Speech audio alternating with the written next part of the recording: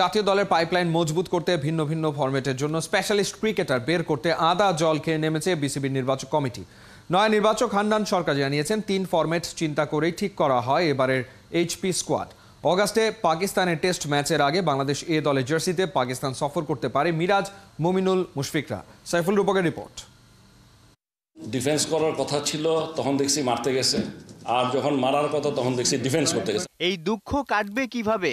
অদ্ভুত ইন্টেন্ট দেখা যায় বাংলার ব্যাটারদের মাঝে। কেউ টেস্টে প্রথম বলে ছক্কা মারতে গিয়ে সুইসাইড করে, আবার টি-20তে ধীর গতিতে ছুটে কেউ কেউ দলের 12টা বাজায়।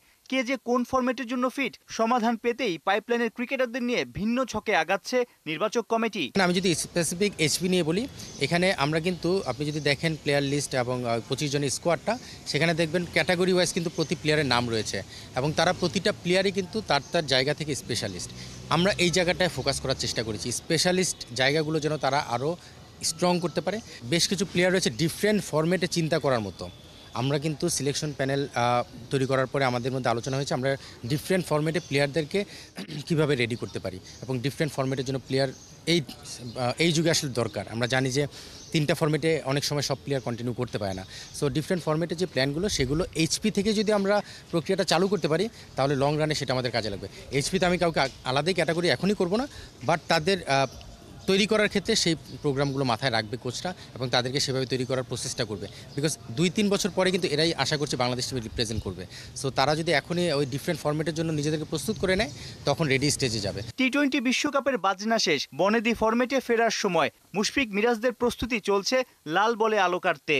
অগাস্ট থেকে ডিসেম্বর পর্যন্ত আসছে 5 মাসে 8টা টেস্ট খেলবে বাংলাদেশ। চ্যালেঞ্জ জিততে চায় নির্বাচকরা।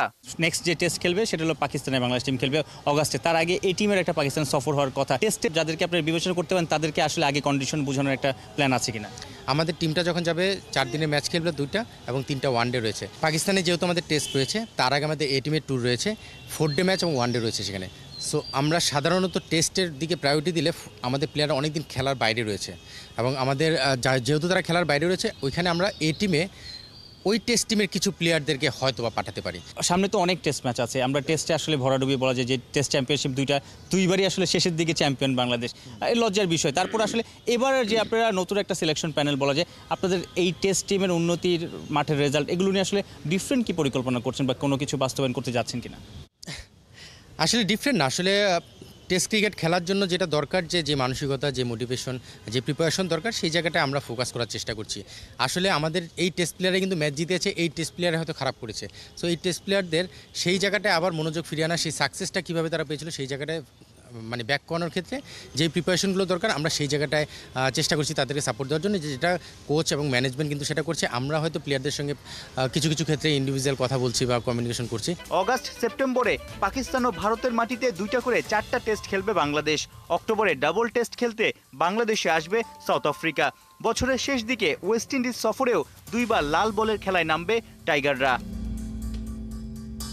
সাইফুল রূপক, 71।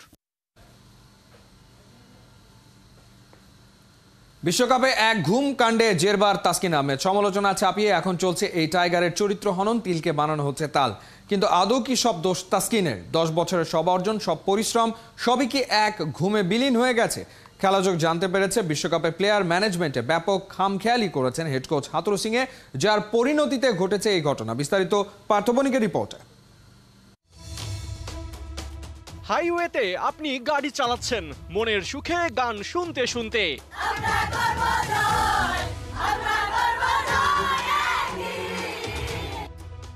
কিন্তু ড্রাইভিং এর এক পর্যায়ে হঠাৎ আপনার সামনে চলে এলো এক ট্রাক, যার গায়ে লেখা সেই অমর বাণী, একটা দুর্ঘটনা সারা জীবনের কান্না।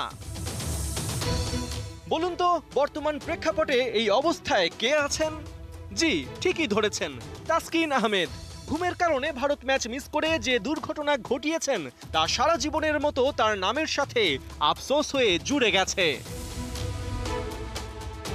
শ্রীলঙ্কায় এলপিএল খেলার ফাঁকে পেরেরা গুরবাজ সাদাবদের সাথে গাড়ি ভ্রমণে বের হওয়া তাসকিনও বুঝি এটাই ভাবছেন, আহা সেদিন যদি টাইম মতো ওঠা যেত।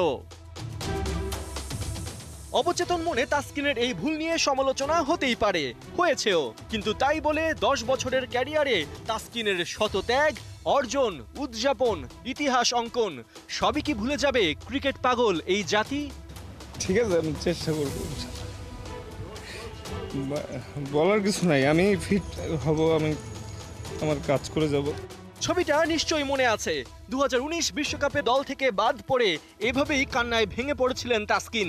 ফিট না থাকায় বিশ্বকাপ মিস করার এই দৃশ্য ক্রিকেটের প্রতি তার নিবেদনকেই ফুটিয়ে তোলে।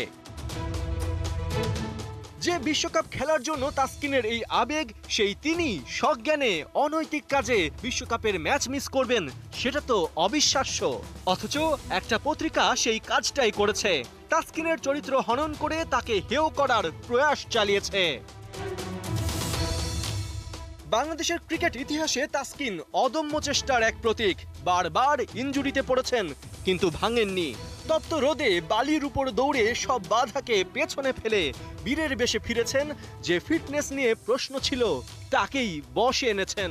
ক্রিকেট বলার সেশন বালুর মধ্যে কষ্ট, ইনশাল্লাহ একদিন এইসবে উপকৃত হবার যায়। পেস ইউনিটের নেতা তো এমনিতেই তাসকিনকে বলা হয় না। আগুনের ওপর হেঁটে, অগ্নি পরীক্ষায়, দাঁতে দাঁত চেপে অধ্যাবসায়, এসব কিছুতেই তাসকিন নিজেকে বারবার ফিরিয়ে এনেছেন ক্রিকেটের 22 গজে। ইমপ্রুভমেন্টের শেষ নেই, তো ওয়ার্ল্ড ক্লাস লেভেল হতে হলে আরও কনসিস্টেন্ট থাকতে হলে আরও হার্ডওয়ার্ক সবসময় করে যেতে হবে। সাদা বলে তাসকিনকে ছাড়া বাংলাদেশের পেস ইউনিট এক প্রকার অন্য। বাংলাদেশের অনেক ক্রিকেটারকে নিয়ে প্রায় কটাক্ষ করা হয়, তাদের সব অর্জন নাকি ছোট দলের বিপক্ষে। অথচ তাসকিনকেই দেখুন, সাদা বলে তার বেশিরভাগ সাফল্য এসেছে অস্ট্রেলিয়া, ইংল্যান্ড, ভারত, সাউথ আফ্রিকার মতো দলের সাথে। 2022-এ সেঞ্চুরিয়ানে দক্ষিণ আফ্রিকার বিপক্ষে তৃতীয় ওয়ানডেতে তাসকিনের সেই ম্যাচ জয়ী, ম্যাচ সেরা 5 উইকেট কখনোই ভোলার নয়। বিশ্বকাপে তাসকিনের ঘুমকাণ্ড ইস্যুতে যতটা না দায় তাসকিনের, খেলাযোগ জানতে পেরেছে গোটা বিষয়কে ঘোলাটে করার বড় দায় হেড কোচ চান্ডিকা হাথুরু সিংহের। প্লেয়ার ম্যানেজমেন্টে যিনি প্রতিনিয়ত এদেশের ক্রিকেটে গন্ডগোল পাকিয়েছেন, নিজ স্বার্থ কিংবা ভুল ঢাকতে আগে যেভাবে মাশরাফি, তামিম, রিয়াদ, সাকিবদের বিপদে ফেলেছেন, এবারও সেটাই করেছেন তাসকিনের সাথে। একজন প্লেয়ার কি করছে, দলের রুটিন ফলো করছে কিনা, এসব খবর তো একজন কোচেরই রাখার কথা। ভুল তো সবারই হয়, তাসকিনেরও হয়েছে, এজন্য তিনি ক্ষমাও চেয়েছেন। এখন সামনে তাকাবার পালা। চলতি বছর পাকিস্তান, ভারত, ওয়েস্ট ইন্ডিজের মতো কঠিন প্রতিপক্ষ অপেক্ষায় বাংলাদেশের। সেখানে বিতর্কে ঘেই হারানো তাসকিন নয়, অদম্য তাসকিনকেই বেশি প্রয়োজন টাইগারদের। পার্থ বণিক, ৭১। স্ট্রোক করেছেন সাবেক জাতীয় ক্রিকেটার ও জাতীয় দলের লজিস্টিক ম্যানেজার নাফিস ইকবাল। তাকে এয়ার অ্যাম্বুলেন্সে করে ঢাকায় আনা হয়েছে। বর্তমানে তিনি রাজধানীর বাংলাদেশ স্পেশালাইজড হাসপাতালে চিকিৎসাধীন। বিসিবির প্রধান চিকিৎসক দেবাশিস চৌধুরী জানিয়েছেন, নাফিস ইকবালের অবস্থা এখন স্থিতিশীল। ৪৮ ঘন্টার পর্যবেক্ষণে আছেন তিনি। রহমান পেয়ারের রিপোর্ট। এনজিওগ্রাম হয়েছে, ব্রেন এনজিওগ্রাম করছে। এমআরআই তো ওর ওই যে বল লাগার জন্য প্লেট ছিল একটা, এই জন্য এমআরআই করতে পারিনি। তো এখন আবার ডক্টর আসবে। এখন যা দেখেছে আল্লাহর মধ্যে ভালো আছে, একটা ভেসেলে বোধহয় একটু প্রবলেম আছে, বাট সোফার ভালো আছে। মাথায় বল কবে লেগেছিল? মাথায় না, ওর ব্যাটিংয়ের সময় চোখে বল লাগছিল, তো এখানে একটা প্লেট আছে, যে জন্য ব্রেন এমআরআই করতে পারিনি। তো ব্রেন এনজিওগ্রাম বোধহয় সম্ভবত এটা করেছে, এখন ভালো আছে। একেই বলে প্রাণের বাঁধন। বন্ধু নাফিস ইকবালের স্ট্রোকের খবর শুনে হাসপাতালে মাশরাফি বিন মুর্তজা। শুক্রবার সকালে চট্টগ্রামে স্ট্রোক করেন নাফিস। তাকে এয়ার অ্যাম্বুলেন্সে করে ঢাকায় আনা হয়। বন্ধুর বিষয়ে একটা জাস্ট কমেন্ট ছোট্ট। নাফিস ইকবাল তার সময়ে বাংলাদেশের অন্যতম সেরা ব্যাটসম্যান। টাইগারদের প্রথম টেস্ট জয়ে আছে তার গুরুত্বপূর্ণ অবদান। একটা সময় তিনি ছিলেন বাংলাদেশ দলের ব্যাটিংয়ের নির্ভরতার নাম। বাংলাদেশের হয়ে খেলেছেন 11টি টেস্ট ও 16টি ওডিআই। চোটের কারণে দীর্ঘ হয়নি তার ক্যারিয়ার, তবে ক্রিকেটের মাঝেই স্বস্তি খুঁজে নেয় তার তৃষ্ণার্ত হৃদয়। কাঁধে তুলে নেন বড় দায়িত্ব। 2022 সাল থেকে জাতীয় দলের টিম ম্যানেজারের দায়িত্বে ছিলেন, পরে তাকে জাতীয় দলের লজিস্টিক্স ম্যানেজার করা হয়। নাফিস ক্রিকেটারদের আপনজন। মুশফিকুর রহিম, মাহমুদুল্লাহ রিয়াদ থেকে শুরু করে বাংলাদেশ ক্রিকেট বোর্ডের কর্তা সবার মনেই শঙ্কা। বিসিবি সিইও নিজামুদ্দিন চৌধুরী সুজন, বিসিবির ক্রিকেট পরিচালনা বিভাগের প্রধান জালাল ইউনুস হাসপাতালে এসে নাফিসের চিকিৎসার খবর নেন। সার্বক্ষণিক যোগাযোগ রাখছেন বিসিবি সভাপতি নাজমুল হাসান পাপন। সভাপতি মহোদয় যোগাযোগ রাখছে, সার্বক্ষণিক উনি খোঁজ খবর নিচ্ছেন কি অবস্থা। একটু আগেও কথা হয়েছে, হয়তো কালকে আসবেন দেখতে। ছোট ভাই তামিম ইকবালের গৌরব গাঁথা এভাবেই ক্যামেরাবন্দি করতেন নাফিস। চট্টগ্রামের বিখ্যাত খান পরিবারের ছেলে। চাচা আকরাম খান জাতীয় দলের সাবেক অধিনায়ক। বিসিবির প্রধান চিকিৎসক জানিয়েছেন নাফিস ইকবালের অবস্থা এখন স্থিতিশীল। প্রাথমিক স্ক্যান করার পর আমরা জানতে পারি যে ওর মস্তিষ্কে রক্তক্ষরণ জাতীয় এক ধরনের সমস্যা হয়েছে। তো আমরা তাৎক্ষণিকভাবে নাফিসকে এয়ারলিফট করে ঢাকায় আনার ব্যবস্থা করি। সো আজকে বিকালে ঢাকায় আসার পর ঢাকায় বাংলা স্পেশালাইজ হসপিটালেও ভর্তি হয়। এখানে যারা বিশেষজ্ঞ আছেন নানা পরীক্ষা নিরীক্ষার মাধ্যমে আমাদেরকে ওরা নিশ্চিত করেন যে নাফিস সেরিব্রাল ভেনাস থ্রম্বোসিস নামে একটা সমস্যায় ভুগছে। এটা রেয়ার ডিসঅর্ডার, অর্থাৎ ওর মস্তিষ্কের ভেনাস সিস্টেমে রক্ত জমাট বেঁধে আছে। সোহাগে আদরে জাতীয় দলের ক্রিকেটারদের ছায়ার মতোই আগলে রাখেন নাফিস। লাল সবুজের ওই পতাকার গৌরবের তরে নিজেকে করেছেন নিবেদিত। সব শঙ্কাকে সীমানা ছাড়া করে নাফিস ফিরে আসুক তার চেনা ভুবনে। জীবনকে ঘিরে এখনো তার অনেক পরিকল্পনাই বাকি রয়েছে। রহমান পেয়ার, ৭১। খেলতে খেলতেই না ফেরার দেশে পাড়ি জমালেন গ্র্যান্ডমাস্টার জিয়াউর রহমান। জাতীয় দাবা চ্যাম্পিয়নশিপের খেলা চলাকালে মৃত্যুর কোলে ঢলে পড়েন বাংলাদেশের কৃতি দাবাড়ু। জিয়ার আকস্মিক মৃত্যুতে শোক জানিয়েছেন রাষ্ট্রপতি ও প্রধানমন্ত্রী। যুব ও ক্রীড়ামন্ত্রী নাজমুল হাসান পাপন গ্র্যান্ডমাস্টার জিয়ার মরদেহ দেখতে হাসপাতালে যান। বাংলাদেশ দাবা ফেডারেশনে চলছিল জাতীয় দাবা প্রতিযোগিতার ১২তম রাউন্ডের খেলা। শুক্রবার গ্র্যান্ডমাস্টার জিয়াউর রহমান খেলছিলেন আর এক গ্র্যান্ডমাস্টার এনামুল হোসেন রাজীবের বিপক্ষে। ৩টায় শুরু হওয়া ম্যাচটিতে খেলতে খেলতেই ৫টা ৫২ মিনিটে লুটিয়ে পড়েন জিয়াউর। সঙ্গে সঙ্গেই তাকে শাহবাগের ইব্রাহিম কার্ডিয়াক হাসপাতালে নিয়ে যাওয়া হয়। সেখানে জরুরি বিভাগের ডাক্তাররা পরীক্ষা নিরীক্ষা শেষে মৃত্যুর খবর নিশ্চিত করেন। ১৯৮৭ সালে আন্তর্জাতিক রেটিং লাভ করা জিয়া ১৯৯০ সালে ফিদে মাস্টার, ১৯৯৩ সালে আন্তর্জাতিক মাস্টার ও ২০০২ সালে গ্র্যান্ড মাস্টার হন। মেসির অবিশ্বাস্য মিস। এমি মার্টিনেজের অতি মানবীয় সেভ ইকুয়েডরকে টাইব্রেকারে ৪-২ গোলে হারিয়ে কোপা আমেরিকার সেমিফাইনালে আর্জেন্টিনা।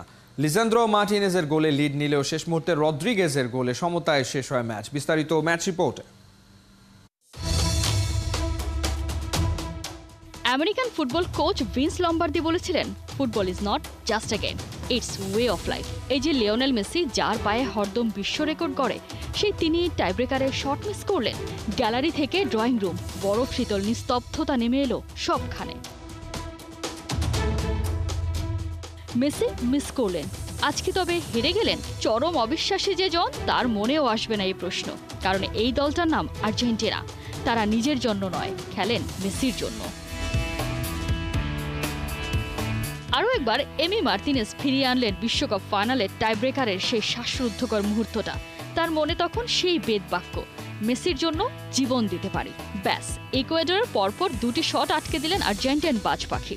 বাকি কাজটা সামলে নিলেন আলভারেজ, ম্যাকঅ্যালস্টার, মন্তিয়ালরা। টাইব্রেকারে ইকুয়েডরকে 4-2 গোলে হারিয়ে সেমিফাইনালের ডিফেন্ডিং চ্যাম্পিয়নরা। ম্যাচের শুরুতে অবশ্য দু দলই ছিল সমানে সমান। 7 মিনিটের মধ্যে এগিয়ে যাওয়ার সুযোগ পেয়ে যায় ইকুয়েডর। গোল না পেলেও আর্জেন্টিনার ঘরে চাপ বাড়াতে থাকে প্রতিশোধের মিশনে থাকা দলটা। মিনিট 10 পর ব্রেক থ্রুর বড় সুযোগ পান এনজো ফার্নান্দেজ, তবে কাজে লাগাতে পারেননি। অবশেষে প্রথমার্ধে ডেডলক ভাঙে আলবিসেলেস্তারা। মেসির লাকি টাচ, কর্নার থেকে বল পেয়ে লিসান্দ্রো মার্টিনেজের হেড। লিড নেয় বর্তমান চ্যাম্পিয়নরা। বিরতির পর আক্রমণের ধার বাড়ায় দুদল। ডিপলের ভুলে পেনাল্টি পেয়ে বসে ইকুয়েডর, কিন্তু হায়, ডান পায়ে বাম পাশের পোস্টে কিক করে বসলেন ভ্যালেন্সিয়া। হতে পারলেন না ইকুলাইজার। অবশেষে কোপা আমেরিকায় সবচেয়ে বেশি মিনিট খেলার রেকর্ড গড়া লিওনেল মেসি নিলেন শট, তবে কাজ হয়নি। মেসি গোল না পেলেও নিশ্চিত জয়ের পথে আর্জেন্টিনা, অতিরিক্ত সময়ও শেষের পথে। ঠিক তখনই ইকুয়েডরের ত্রাণকর্তা হলেন কেভিন রদ্রিগেজ। ম্যাচ গড়ায় 1-1 ড্র নিয়ে টাইব্রেকারে। টাইব্রেকার টাইটেলের গল্পে একজনই নায়ক, এমি মার্তিনেজ। কোনো অঘটন ছাড়াই দলকে নিয়ে গেলেন সেরা চারে।